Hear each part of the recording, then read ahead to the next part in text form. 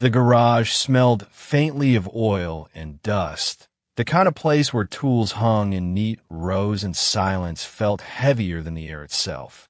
But in the corner, shoved against the wall, sat something no one would have questioned at first glance. A heavy industrial freezer, lid locked tight with a steel latch. It hummed low, the kind of sound that usually fades into the background, except this time it wasn't holding bags of ice or cuts of meat. Inside, in the suffocating dark, a woman fought for her life. Each shaky breath turned to frost on her lips. Her fingers, stiff and raw, scraped against the frozen walls, leaving nothing but skin and blood. She was trapped in a coffin of ice, waiting for death that refused to come quickly. Neighbors had no idea. To them, this was just another quiet home in a Texas suburb, another married couple behind closed doors.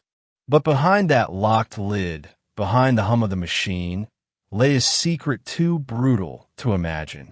For 5 days, she lingered between life and death, her mind slipping in and out of consciousness. She thought of her children. She thought of the promises he once made before the shouting, before the bruises, before the night he dragged her into the garage and slammed the lid shut. And the man who put her there? He thought he had found the perfect way out. No blood to clean. No gunshots to explain. Just cold silence. He walked away believing she wouldn't last the night. What he didn't count on was her will, the kind of raw, desperate strength only someone betrayed by the person they trusted most could summon. By the time police finally pried that freezer open, what they found wasn't a body. It was a miracle. A woman beaten, frostbitten, half-conscious, but alive. She had survived the kind of death no one should ever face. And her story would shatter the illusion of safety in the one place everyone thinks they're protected, inside their own home. This is the story of how one man tried to kill his wife with ice and steel, and how she turned his plan into his undoing. From the outside, looking in, Daniel and Marissa Harper seemed like the kind of couple neighbors wave to without a second thought. Their modest 2-story house in a quiet Texas suburb blended right in with the rows of manicured lawns and American flags. On Sunday mornings, they left together for church. On weekdays, Daniel's truck pulled into the driveway at 6 p.m. sharp. Marissa smiled politely at the mailman, brought in the groceries, and never raised her voice above a soft hello. To anyone on the street, they were ordinary, unremarkable, safe. But behind closed doors, the truth was colder than the steel garage freezer that would later hold her captive. Daniel was a man with a short fuse and a need for control. The smallest things set him off: a late dinner, a misplaced tool, a bill he thought was too high. His anger didn't explode all at once. It started with the little digs, comments about her weight, the way she folded the laundry, the friends she wasn't allowed to see anymore. Over time, those words grew claws. A shove against the wall, a bruise hidden beneath a long-sleeved shirt. Marissa learned to smile through the pain. She became an expert at making excuses. She tripped in the yard. She burned herself cooking. She bumped her arm on the doorframe. The neighbors bought it. Even her closest friends didn't ask too many questions. In a town where appearances mattered, silence was easier than facing the truth. What no one knew was that Marissa had been quietly collecting her strength. She had a folder tucked away at the back of her closet, hidden beneath sweaters she never wore. Inside were photographs of bruises, notes of arguments with dates and times, copies of text messages where Daniel's threats were plain as day. She wasn't just documenting the abuse, she was building a case. A way out. The breaking point came one night when Daniel struck her hard enough to leave a gash near her temple. The bleeding stopped, but something inside her snapped wide open. She looked at herself in the bathroom mirror and realized she was one more fight away from not surviving it all. That week, she made an appointment with a divorce attorney.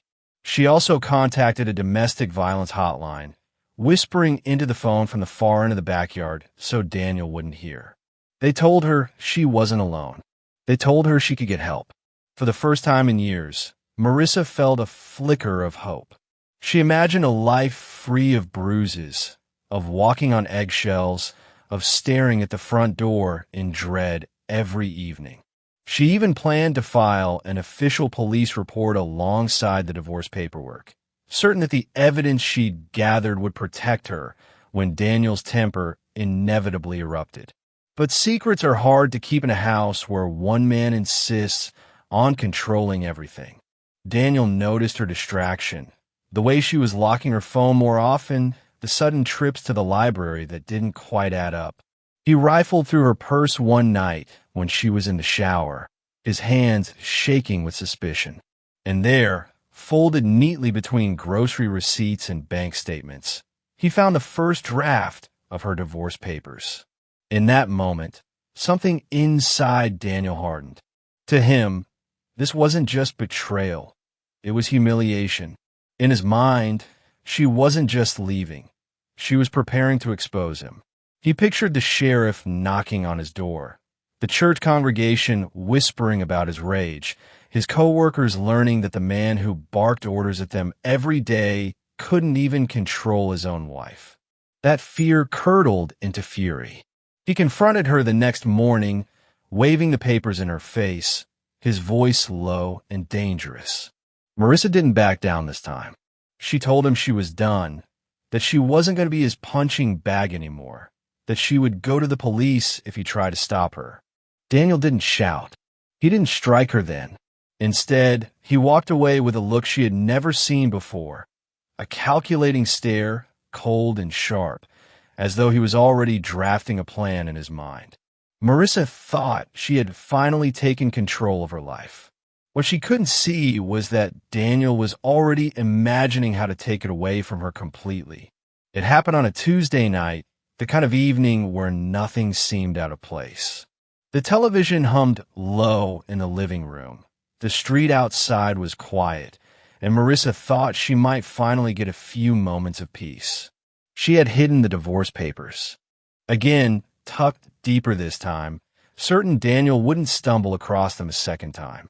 But when he walked in from the garage, his boots heavy against the floorboards, she knew from the set of his jaw that something had shifted. He held her phone in his hand.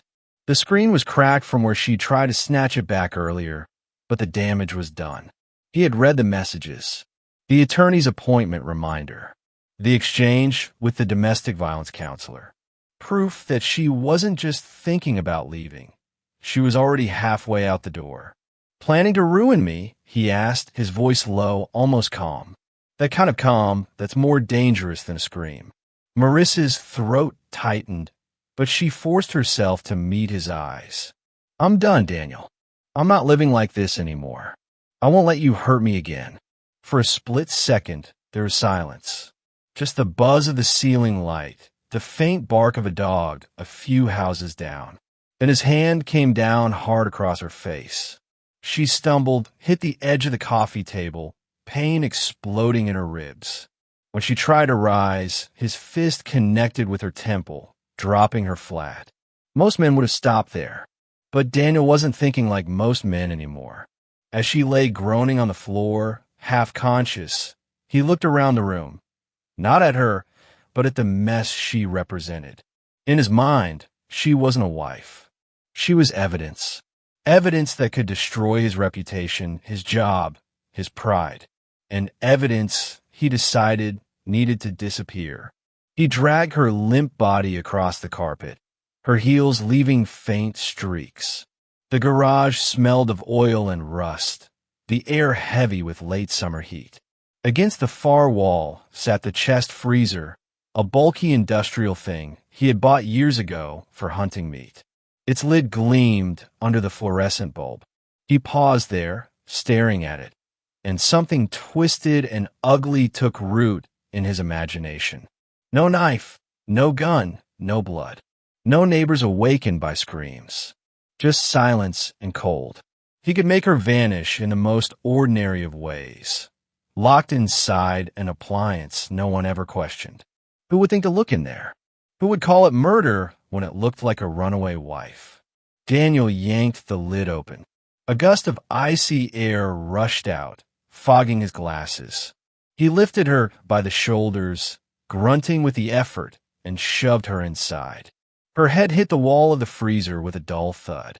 She stirred faintly, a muffled sound catching in her throat, but he didn't hesitate. He slammed the lid down and clicked the steel lock into place. For a long moment, he just stood there listening. The hum of the freezer motor filled the silence. He thought about the coming days, the relief of not seeing her face, not hearing her voice, not fearing what secrets she might spill. He pictured himself free, finally rid of her without a single witness. Back in the house, Daniel poured himself a drink. The glass trembled faintly in his hand, not from regret, but from the rush of adrenaline. He told himself she'd be gone by morning, that no one would ever know. But in the dark, icy coffin he had chosen, Marissa's chest still rose and fell, shallow but steady. Somewhere deep in her half-frozen mind, a spark will flicker to life. The fight was only beginning. The first thing she felt was the sting of cold against her skin, sharper than any slap, sharper than the blows that had put her there. At first, she thought she was dreaming. The air was thin, her body pressed against a hard wall that burned instead of bruised. Then came the sound, the low, steady hum of a machine. And when she tried to move, her hand smacked into something just inches away. Smooth, frozen, a lid above her. Marissa realized she was in the freezer. Her breath came out in frantic bursts, each exhale a puff of frost in the darkness. The gag Daniel had tied around her mouth was soaked with saliva, freezing against her lips. Her wrists throbbed from the cords binding them, but the cold soon dulled even that pain. She screamed anyway, muffled and weak, her voice swallowed by the insulated walls. Time blurred. Minutes felt like hours. She shifted, trying to curl her body tighter, desperate to conserve warmth. Her toes went numb first, then her fingertips. She could no longer tell if her hands were clenched or open. The chill crawled deeper, stabbing her bones, slowing her thoughts. Death by cold, she remembered from something she once read, didn't come with violence, but with sleep. The body tricked itself into giving up. Above her, beyond the lid, life went on. She imagined Daniel in the house, maybe watching TV, maybe sitting in his chair with a beer. For him, it was over. For her, it had just begun. On the second day, she surfaced from a fog of unconsciousness. Her throat was raw, her lips cracked and bleeding where the gag had rubbed. She tried to scream again, then stopped herself. No one could hear. She had to think. She had to do something. She kicked against the wall of the freezer, her heels striking with dull thuds. Again and again, until her foot felt like splintered glass. The sound was faint, pathetic, but it was all she had. With every strike, she imagined the noise carrying beyond the garage door into the night to someone, anyone who might wonder. By the third day, she could barely move her legs. Frostbite had set in, crawling up her toes, her ankles gnawing at her calves. Her fingernails were cracked and blackening. Still, she forced herself to drum her knuckles against the lid. Weak, slower, but steady. It was her heartbeat now, her only proof she was still alive. Memories drifted in and out like smoke. Her wedding day, Daniel's smile, so convincing then. The birth of their child, when she thought she'd finally built a family worth protecting. And the bruises that followed, the whispers to herself at night that she deserved better, that she deserved to live. Those thoughts, fragile as glass, kept her awake when the cold begged her to close her eyes for good. On the fourth night, she thought she heard something, a faint creak of the garage door. Maybe the wind, maybe a neighbor. She banged her fist again, skin tearing open, blood smearing against the frost. The freezer wall swallowed the sound, but she didn't stop. The pain was nothing compared to the silence. Inside that frozen box, she stopped counting hours. The world narrowed to the rhythm of her body shutting down and her will clawing against it. She thought of her children's faces, the possibility of never seeing them again. Rage flared hotter than the cold. He wanted her gone. He wanted her story erased. She wouldn't give him that victory. By the 5th day, Marissa could barely breathe. Every inhale burned her chest. Every exhale was a whisper of surrender. But somewhere beyond the hum of the machine, she thought she heard footsteps, then voices. Faint but real. She summoned the last of her strength and slammed her head against the lid, once, twice, until her skull rang. Then darkness rushed in again. What she didn't know was that the steady, desperate thuds had not gone unnoticed. A neighbor across the fence had spent nights hearing the strange, rhythmic noises in the garage. And soon, that suspicion would become the thread that unraveled Daniel's plan. For now, though, in the pitch-black ice, Marissa hovered between life and death. The trap was perfect, but so was her refusal to die in it. Day 1 slipped past in a blur of violence and confusion. When Marissa first opened her eyes inside that coffin of ice, her body felt like it belonged to someone else. She tried to scream too, but the gag turned her cries into pitiful whimpers swallowed by the thick insulation. At some point, exhaustion dragged her under.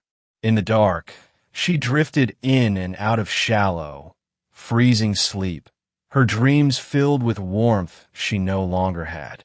By the 2nd day, the reality of her prison became undeniable. The numbness in her fingers spread upward, creeping past her wrists. Somewhere in the recesses of her mind, she remembered a health class lecture. First the skin reddens, then it blisters, then it dies. That thought should have broken her, but instead it lit a stubborn fire inside.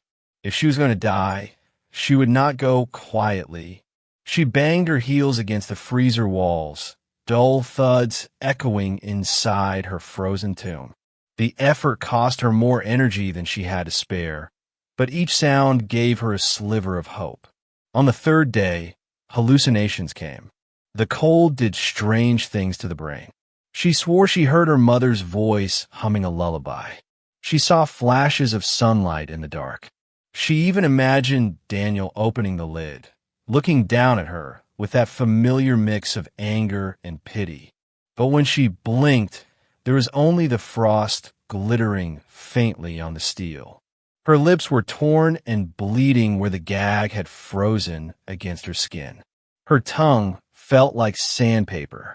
Thirst clawed at her throat, worse than hunger, worse even than the cold. She pressed her hands against the walls, hoping to find a crack, a weakness, anything. Nothing gave. Yet, she refused to surrender. She started tapping a rhythm with her fists. 3 quick knocks, a pause, then 3 again. Over and over, until her skin split and blood smeared the icy walls. Maybe, she thought, just maybe someone outside would hear. The 4th day brought a dangerous calm. Her body had stopped shivering, and she knew enough to understand that was not a good sign. Shivering was the body's last attempt to generate heat. Without it, hypothermia was winning. Her thoughts slowed. At times, she felt a strange warmth, as if fire licked her veins. She had read once that victims of freezing often felt heat before the end, stripping off clothes in their final delirium. She fought that urge, fought to keep her arms curled tight around her chest. She thought of her children, their faces flickering like candle flames in her fading consciousness. The anger returned, anger at Daniel, at herself for staying so long, at the world for not knocking down the garage door. That fury, raw and bitter, kept her awake when sleep threatened to finish what the cold had started. Then came day 5. Time had no meaning anymore, but she knew from the faint changes in sound and light. Car engines outside, the creak of the garage door opening, then closing again, that the world was still moving. Her body was wrecked. She tried to lift her arm, but it barely twitched. Only her mind clung to life, whispering to itself, "Don't stop. Not like this." It was then, in the haze between life and death, that she heard something. Faint at first, like a trick of the imagination. Voices. Muffled, indistinct but real. And footsteps. Heavy, deliberate, moving closer.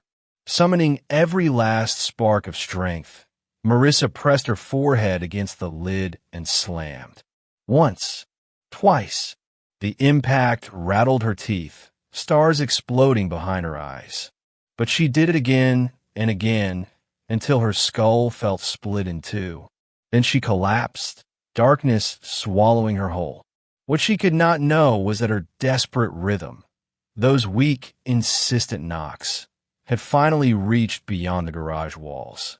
A neighbor, sleepless and uneasy after nights of hearing strange sounds, had called the police. As she slipped into unconsciousness, help was already on its way. 5 days in a freezer should have been a death sentence. But somehow, through a mixture of stubborn will, furious anger, and the faint hope that someone might hear, Marissa had clung to life long enough to prove her husband wrong. She wasn't gone. She wasn't silent. And soon, the world would know. On the other side of the fence, life looked perfectly normal. The hum of lawnmowers in the afternoon, kids riding their bikes down the street, the faint glow of televisions flickering in living room windows. But for Brian Keller, the Harpers' next-door neighbor, something hadn't felt right for days. It started with a noise. At first, he thought it was the water heater kicking on or maybe the rattle of Daniel's old truck cooling down in the garage. A dull, repetitive thump-thump that came at odd hours of the night. But then he noticed it wasn't random. It came in patterns: 3 knocks, a pause, then 3 again. Sometimes softer, sometimes more frantic, but always the same. On the second night, Brian leaned out his back porch, listening harder. His wife told him it was probably just a freezer, maybe ice shifting inside. Machines make sounds, she shrugged. But Brian couldn't shake the feeling that this wasn't mechanical. There was desperation in it, almost like someone calling out without words. By the third night, he was spooked enough to walk over. He stood by the Harper's garage door, ear tilted, the humid Texas air clinging to his skin. There was again. Thump, thump, thump. Pause. Thump, thump, thump. His gut twisted. He knocked on the side door, called out Daniel's name. No answer. The lights inside flickered off a few minutes later, as if someone was hiding. When he told his wife what he'd heard, she frowned. If you really think something's wrong, call the cops. But Brian hesitated. Nobody wanted to be the nosy neighbor, the one who brought police to a man's doorstep over a strange sound. Daniel had always come across as gruff, but harmless. Still, Brian remembered the look on Marissa's face weeks earlier. A polite smile that never quite reached her eyes, a quick tug at her sleeve as though she was hiding something underneath. On the 5th night, Brian made up his mind. The knocking hadn't stopped. If anything, it had grown weaker, less steady, but still there. He dialed the police non-emergency line, feeling ridiculous as he explained. I know it sounds crazy, but I think someone's trapped in there. In the garage. It's been going on for days. The dispatcher didn't laugh. She promised to send a patrol car to check it out.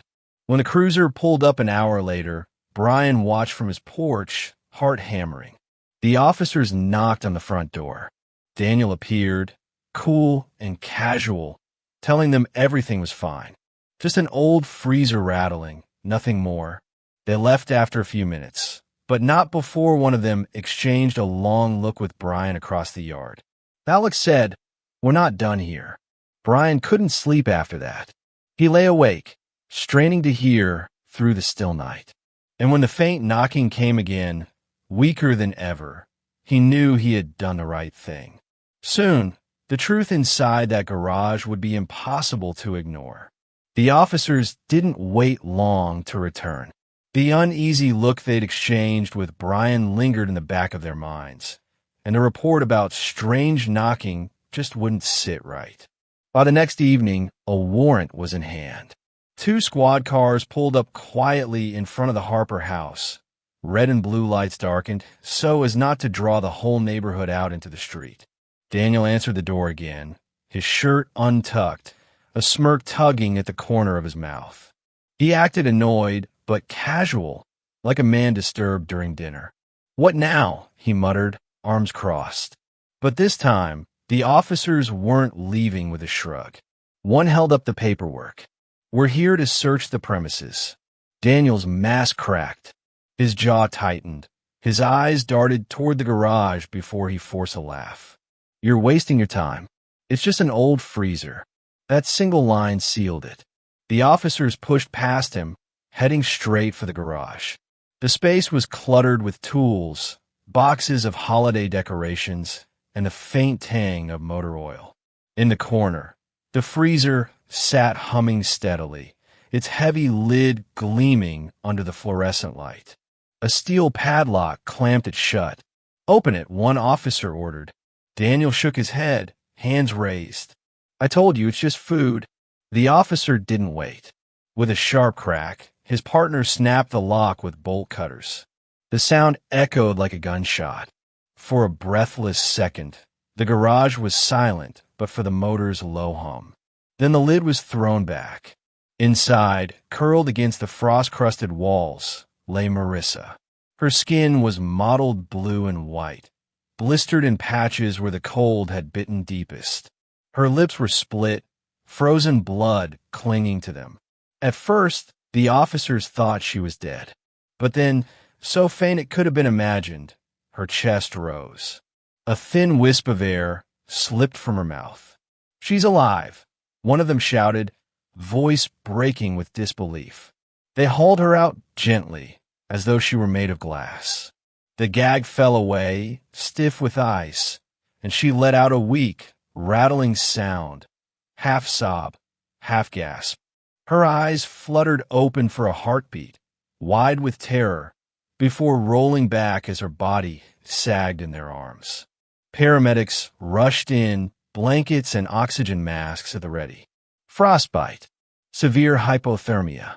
We need to move now," one barked, already starting for fluids as they strapped her onto a stretcher. Through the chaos, Daniel stood frozen, his face pale, his breath shallow. The calm arrogance that had carried him this far was gone. One officer turned and snapped cuffs on his wrists. "Daniel Harper, you're under arrest for attempted murder." As they let him out, neighbors had already gathered in the street, whispering, horrified. Brian stood at the edge of his driveway, his stomach turning as the stretcher passed. For days he'd heard the faint cries of survival. Now he saw the woman who had made them, a body battered but unbroken. The paramedics loaded Marissa into the ambulance, doors slamming shut as sirens wailed to life. An officer stayed behind, staring at the frost still clinging to the inside of the freezer. Later, he would tell reporters it was the worst thing he had ever seen in his 20 years on the force. But in that moment, one fact silenced all else. Against every odd, against the cruelty of a husband who thought ice would erase her, Marissa Harper was still alive. Daniel Harper didn't fight the cuffs. He didn't scream, didn't plead, didn't even blink as the officers pushed his head down and slid him into the back of the cruiser. For a man who had just been caught standing 10 feet from the wife he'd tried to freeze to death, his silence was louder than any denial could have been. The neighbors crowded the sidewalk, cell phones raised, recording the fall of the man they once thought was just another gruff husband, nothing more. At the station, under the harsh white light of the interrogation room, the mask began to slip. Daniel sat hunched over the steel table, his hands still raw from the pressure of the cuffs.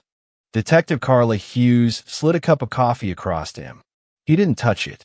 Instead, he stared at his reflection in the metal surface, jaw tight, eyes dull. "You put your wife in a freezer," Hughes said flatly. No theatrics, no soft lead-in. Just the truth dropped on the table like a hammer. Daniel's lips twitched. "She was leaving me," he muttered, almost to himself. "She was going to ruin me. Take everything. Make me look weak." Hughes leaned forward. "So you tried to make her disappear." For the first time, his eyes flicked up. There was no remorse in them, only frustration, as though the plan had failed him rather than horrified him. "It was clean," he said. "No blood. No mess. Nobody would have known." The detective felt her stomach turn. He spoke about the act like a man describing a hunting trip gone wrong, a calculation spoiled by chance. When pressed about how he thought she'd last 5 days, he shrugged. "Didn't think she'd last one. Didn't matter. I locked it, walked away. She wasn't supposed to make it out." By then, the case against him was airtight. The bolt cutters lay on the evidence table, along with the padlock, the freezer's chained, photographs of Marissa's frostbitten hands and face. There was no undoing what he had done, no excuse to fit the horror of leaving a human being to freeze alive. News of the arrest spread quickly. Reporters gathered outside the courthouse, shouting questions as officers led Daniel inside for arraignment. "Why'd you do it, Daniel? Did you think you'd get away with it?" He kept his head down, lips pressed tight, the picture of a man stripped of control for the first time in his life. Prosecutors wasted no time painting him as what he was, a would-be murderer who failed at his own plan. In one briefing, Assistant District Attorney Carlin Wynn described him to the press as a cold, calculated man who thought he'd found a way to erase his wife without consequence. He underestimated her will to survive, and now he'll answer for every second she spent in that box. Back in his cell, away from the cameras, Daniel finally spoke freely to another inmate. The guards overheard. "She wasn't supposed to win," he said, voice low and bitter. "I did everything right, but he hadn't, because the one thing he couldn't account for was the sound of her fists, weak and broken, echoing just loud enough for someone to care. That sound had shattered his illusion of control, and now it would echo in a courtroom where the rest of his life would be decided. The trial of Daniel Harper drew more eyes than anyone in that small Texas county had seen in years.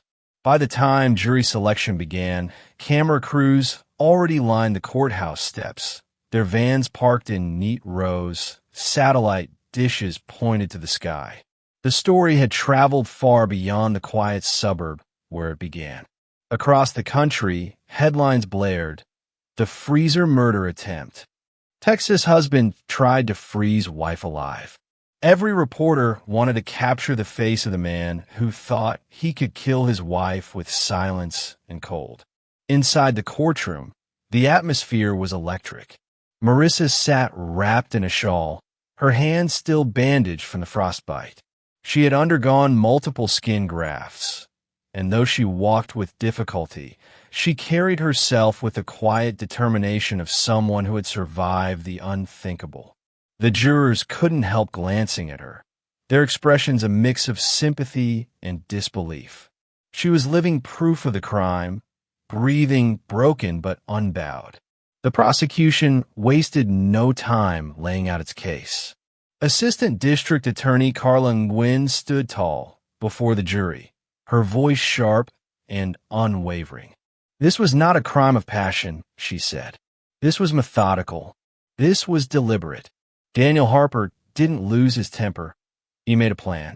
He tied his wife up, placed her inside an industrial freezer, locked it with a steel padlock, and left her to die. For 5 days, she fought for her life while he drank beer in the living room, waiting for silence. That is attempted murder in the first degree." Photographs flashed across the screen, images of the freezer, the shattered lock, Marissa's blistered hands. The jurors shifted in their seats. Some looked away when the paramedics described her condition on the night of the rescue. One officer's voice cracked as he testified. "I thought she was gone, but then she breathed. I've never seen anything like it." The defense tried to spin a different story. Daniel's lawyer painted him as a man overwhelmed by fear of abandonment, mentally unstable, pushed beyond reason by the threat of divorce. They suggested he hadn't really meant for her to die, that he only wanted to scare her, that he misjudged the danger. But the argument rang hollow against the mountain of evidence. The gag, the bindings, the padlock, and Daniel's own words in interrogation. The most powerful moment came when Marissa herself took the stand. The courtroom hushed as she leaned forward, voice raspy but steady. "I beg God not to let me die in there," she said. "Every knock I made, I prayed someone would hear. And every hour that passed, I thought about the man I trusted most, the man I married, walking away while I froze. He knew. He wanted me gone." Her testimony cut through the legal jargon like a knife. Even the defense attorney seemed rattled, his cross-examination hesitant, careful not to appear cruel. In closing arguments, Nguyen's words echoed in the packed chamber. "Ladies and gentlemen, this was not an accident. This was not a mistake. This was a man who decided his wife's life was worth less than his pride. He locked her in a box and walked away, calculating every minute she froze. That is not humanity. That is attempted murder." The jury deliberated for only 6 hours. When they returned, the foreman's voice was firm. "We find the defendant, Daniel Harper, guilty of attempted murder in the first degree." Gasps rippled through the gallery. Daniel sat rigid, his face blank, but his knuckles whitened as the verdict sank in. The judge, a stern figure in black robes, wasted no time delivering sentence. "Mr. Harper, you attempted to erase your wife from this earth in a manner both cruel and calculated. It is only by her extraordinary willpower that she stands here today. You will serve life in prison, with no possibility of parole for 30 years. The gavel cracked down. Daniel's fate was sealed. Outside the courthouse, Marissa was met with applause and tears. Advocates from domestic violence organizations embraced her, calling her a symbol of survival. Cameras flashed as she made a brief statement, her voice trembling but strong. "I am alive, and no one should ever suffer in silence. If you're trapped, speak. If you're afraid, reach out, because silence almost killed me." The crowd roared with support. Daniel was led away in shackles, his eyes downcast, the cameras capturing every step. And as the news cycle churned, one phrase became the headline again and again. The man who tried to kill his wife with ice and steel, and the woman who lived to testify against him. Months after the verdict, the Harper house sat empty, its blinds drawn, the garage door chained shut.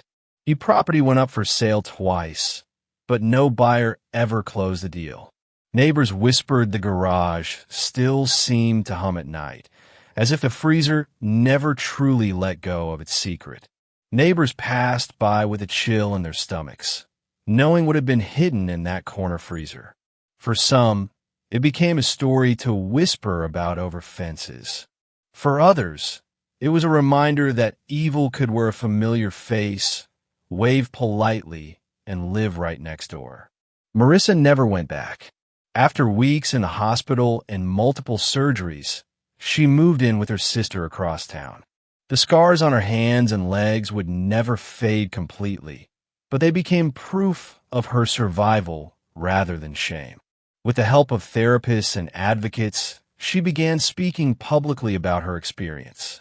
Churches, schools, and community centers invited her to share her story.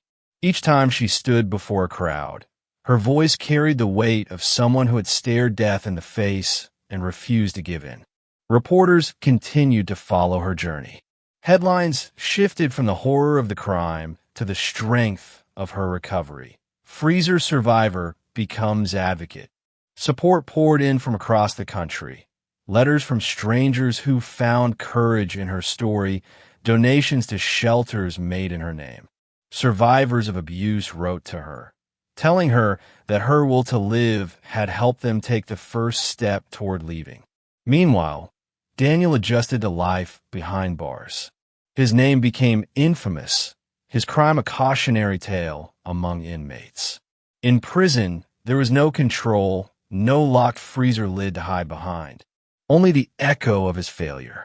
He would live out decades, knowing the woman he tried to silence had become a voice louder than his ever was. For Marissa, healing was not a straight line. There were nights when the sound of a humming motor made her chest tighten, when the brush of cold air against her skin triggered the memory of steel walls and suffocating dark. But each morning she woke up alive, she reminded herself, he didn't win. She did. Her case became more than a headline. It sparked conversations in homes, in classrooms, in courtrooms about the hidden realities of domestic abuse. Advocates pointed to her story when pushing for stronger protections, when urging neighbors to trust their instincts and call for help. In the end, the freezer that was meant to be her tomb became the symbol of her survival. And her message, repeated again and again, remained simple but powerful. Silence almost killed me. Speaking out saved me. Don't wait until it's too late.